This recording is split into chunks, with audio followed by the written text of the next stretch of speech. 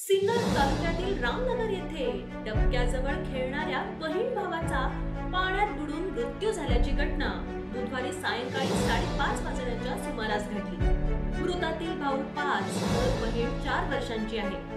तालुक्यातील रामनगर येथे गावाजवळच असणाऱ्या डबक्याजवळ आयुष्य रवींद्र पणकर वय वर्ष 5 व धनश्री रवींद्र पणकर वय वर्ष 4 हे बहीण भाऊ आणि एक लहान मुलगा खेळत होते। यावेळी खेळताना पाय घसरून डबक्यात पडून त्या दोघांचा मृत्यू झाला।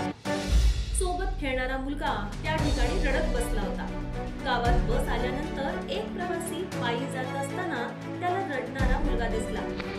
या प्रवाशाने त्याच्याकडे विचारपूस केल्यानंतर 2 जण डबक्यात बुडाल्याची माहिती समोर आली। या प्रवाशाने आरडाओरडा केल्यानंतर गावातील नागरिक मदतीसाठी धावून आले।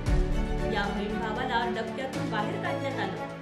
तातडीने त्यांना रुग्णालयात नेण्यात आलं, तथापि त्यांचा मृत्यू झाला होता। या दोन्ही भावंडांचे आई वडील मोलमजुरी करतात। वडील नागपूर